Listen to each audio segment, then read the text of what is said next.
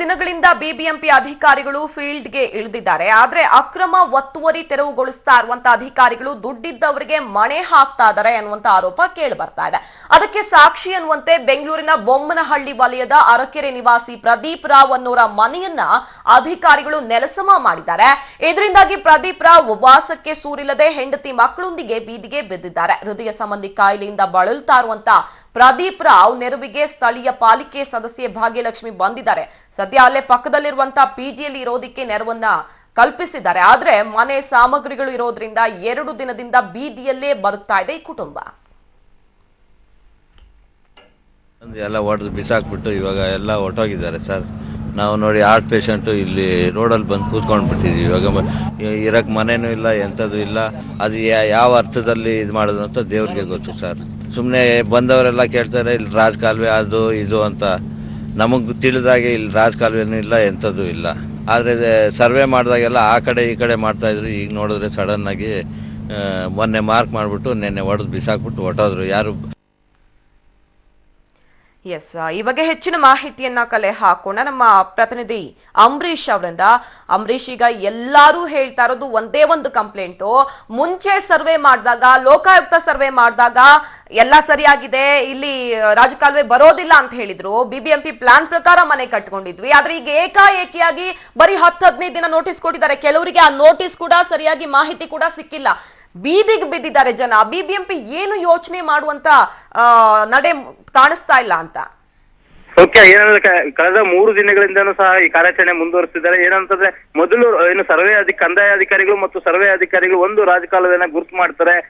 ಏನು ಅರಕೆರೆ ಮತ್ತೆ ಅರಕೆರೆ ವಾರ್ಡ್ನ 193ನೇ ವಾರ್ಡ್ನಲ್ಲಿರುವಂತಹ ಏನು 700 ಮೀಟರ್ ರಾಜಕಾಲುವೆನ ತೆರವು ಮಾಡೋದಕ್ಕೆ ಮುಂದಾಗ್ತಾರೆ. ಅದರಲ್ಲಿ 2.7 ಮೀಟರ್ ಏನು ಮನೆಗಳ ಮಧ್ಯೆ ಮನೆಗಳ ಮಧ್ಯೆ ಹೋಗೋದ್ರಿಂದ ರಾಜಕಾಲುವೆನ ಅಲ್ಲಿ 3 ಮನೆಗಳನ್ನ ಹೊಡೆದಾಕ್ತಾರೆ. ಪ್ರದೀಪ್ ರಾವ್ ಎಂಬುವರ ಮನೆ ಮತ್ತೆ ಇನ್ನಿಬ್ರು ಮನೆಯನ್ನ ಹೊಡೆದಾಕ್ತಾರೆ. ನಂತರ ಏನು ರಾಜಕಾಲುವೆಯನ್ನ ಏನು ಬಿಬಿಎಂಪಿ ಕಮಿಷನರ್ ಸ್ಥಳಕ್ಕೆ ಭೇಟಿ ಕೊಡ್ತಾರೆ, ಮೇಯರ್ ಭೇಟಿ ಕೊಡ್ತಾರೆ, ಸ್ಥಳೀಯ ಶಾಸಕರು ಸಹ ಒಂದು ಏನು ತೆರವು ಕಾರ್ಯಾಚರಣೆ ಬಗ್ಗೆ ಬೇಸರ ವ್ಯಕ್ತಪಡಿಸಿ ಹೋಗ್ತಾರೆ. ನಂತರ ಏನಂದ್ರೆ ಅಧಿಕಾರಿಗಳು ಏಕಾಏಕಿ ರಾಜಕಾಲುವೆ ಮನೆಗಳ ಮಧ್ಯೆ ಹೋಗೋದನ್ನ ಇನ್ನು ಡೈವರ್ಷನ್ ಮಾಡಿ ಏನು ರಸ್ತೆ ಪಕ್ಕ ತಗೊಂಡು ಹೋಗ್ತಾರೆ. ಮೊದಲೇ ಪ್ರದೀಪ್ ರಾವ್ ಹೇಳೋ ಆರೋಪ ಏನಂತಂದ್ರೆ ಮೊದಲೇ ನಮ್ಮ ಮನೆ ಏನು ಇಲ್ಲಿ ಮೊದಲೇ ಮಾಡಿದ್ರೆ ಈ ಕೆಲಸನ ನಮ್ಮ ಮನೆ ಉಳಿತಿತ್ತು, ನಾವು ಬೀದಿಗೆ ಬರೋ ಪರಿಸ್ಥಿತಿ ಆಗ್ತಾ ಇಲ್ಲ, ನಾವು 3 ದಿವಸದಿಂದಾನು ಬೀದಿಲೇ ಮಲಗುವಂತ ಪರಿಸ್ಥಿತಿ ಆಗಿದೆ ಅಂತೇಳಿ ಅವರೊಂದು ಆರೋಪ ಮಾಡ್ತಿದ್ರೆ. ಮತ್ತೆ ಒಂದ್ಸಲ ಆ ಒಂದು ಸರ್ವೆ ಆ ನಕ್ಷೆ ಬದಲಾಗ್ತಾ ಇದೆಯಂತೆ, ಹೌದಾ? ಬಿಬಿಎಂಪಿ ಅವ್ರದ್ದು ಒಂದ್ಸಲ ಇಲ್ಲಿ ಬರುತ್ತೆ ಅಂತಾರೆ, ಮತ್ತೊಂದ್ಸಲ ಮತ್ತೊಂದು 10 ಅಡಿ ಮುಂದೆ ಹಿಂದೆ ಹೋಗುತ್ತೆ. ಆ ರೀತಿ ಮಾಡಿ ದುಡ್ಡು ಕೊಟ್ಟವ್ರ ಮನೆಯನ್ನ ಬಿಡೋದು, ಶ್ರೀಮಂತರ ಮನೆಯನ್ನ ಬಿಡೋದು, ಯಾರಿಗೆ ಕಾನೂನಾತ್ಮಕ ಹೋರಾಟ ಮಾಡೋಕ್ ಶಕ್ತಿ ಇಲ್ವೋ, ಯಾರಿಗೆ ಧ್ವನಿ ಎತ್ತೋಕೆ ತಾಕತ್ತಿಲ್ವೋ ಅಂತವ್ರ ಮನೆಯನ್ನ ಒಡೆದು ಬಿಸಾಕೋದು, ಇಂತ ಆರೋಪ ಕೂಡ ಕೇಳಿ ಬರ್ತಾ ಇದೆ, ಹೌದಾ?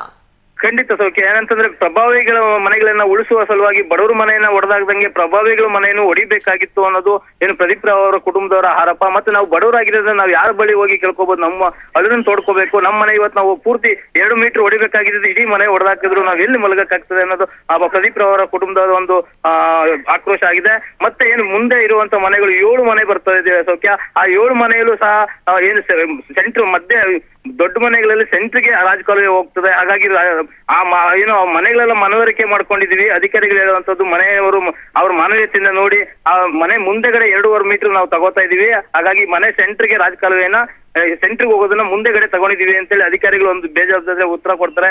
ಆದ್ರೆ ಈ ಕಂದಾಯ ಅಧಿಕಾರಿಗಳು ಹೇಳೋದೇನಂತಂದ್ರೆ ಬರೀ ಅಧಿಕಾರಿಗಳು ಮಾಡೋ ಎಡವಟ್ಟಿಂದನೇ ಈ ಒಂದು ಪರಿಸ್ಥಿತಿ ಆಗಿದೆ ಅಂತಾನೆ ಹೇಳ್ಬೋದು. ಯಾಕಂದ್ರೆ ಅವ್ರು ಕರೆಕ್ಟ್ ಆಗಿ ರಾಜಕಾಲುವೆ ಎಲ್ಲಿ ಹೋಗ್ತದೆ ಅನ್ನೋದನ್ನ ಮೊದಲೇ ಗುರುತು ಮಾಡಿದ್ರೆ ಈ ಪ್ರದೀಪ್ ರಾವ್ ಅವರು ಬೀದಿಗೆ ಬೀಳ್ತಾ ಇರಲಿಲ್ಲ ಮತ್ತು ಆ ಮುಂದೆಗಡೆ ಇರೋರ್ಗೂ ಕಷ್ಟ ಆಗ್ತಾ ಇರಲಿಲ್ಲ. ಆದ್ರೆ ಈಗ 3 ಮನೆ ಹೊಡೆದು ಮತ್ತೆ 7 ಮನೆ ಹೊಡೆಯೋದಕ್ಕೆ ಏನ್ ಪ್ರಾಬ್ಲಮ್ ಆಗಿದೆ, ಮತ್ತೆ ಅವ್ರು ಯಾಕೆ ಮುಂದೆಗಡೆ ಬಂದ್ರು, ನಮ್ಮ ಮನೇನು ಅದೇ ರೀತಿ ಉಳಿಸಬಹುದಾಯ್ತಲ್ಲ ಅನ್ನೋದು ಒಂದು ಆಕ್ರೋಶ ಅಂತಾನೆ ಹೇಳ್ಬೋದು ಸೌಖ್ಯ. ಧನ್ಯವಾದ ಅಂಬರೀಶ್. ತೆರವು ಕಾರ್ಯಾಚರಣೆ ಮಾಡ್ತಾ ಇರೋದು ಒಳ್ಳೆಯ ನಡೆ, ಆದ್ರೆ ಅದಕ್ಕೆ ಸರಿಯಾಗಿ ಪ್ಲಾನ್ ಆಗಿಲ್ಲ. ಎಷ್ಟೋ ಜನ ಅಮಾಯಕರು ಕೂಡ ಬಲಿಯಾಗಿದ್ದಾರಾ ಇದರಲ್ಲಿ ಅನ್ನುವಂತ ಅನುಮಾನ ಬರ್ತಾ ಇದೆ. ಖಂಡಿತವಾಗಿ ಈ ಬಗ್ಗೆ ಬಿಬಿಎಂಪಿ ಸರಿಯಾದಂತ ಪರಿಶೀಲನೆ ಮಾಡಬೇಕು ಅನ್ನೋದಷ್ಟೇ ನಮ್ಮ ಮನವಿ.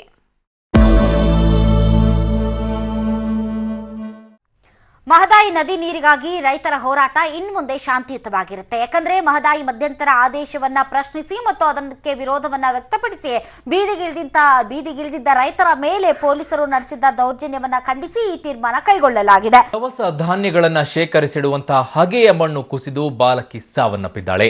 ಯಾದಗಿರಿಯ ಶಹಾಪುರ ತಾಲೂಕಿನ ಅನಸಗೂರು ಗ್ರಾಮದಲ್ಲಿ 6 ವರ್ಷದ ಬಾಲಕಿ ಅರ್ಚನಾ ಹಾಗೂ ಅಕ್ಷತಾ ಶಾಲೆಗೆ ತೆರಳುತ್ತಾ ಇದ್ದಾಗ ಅವಘಡ ಸಂಭವಿಸಿದೆ.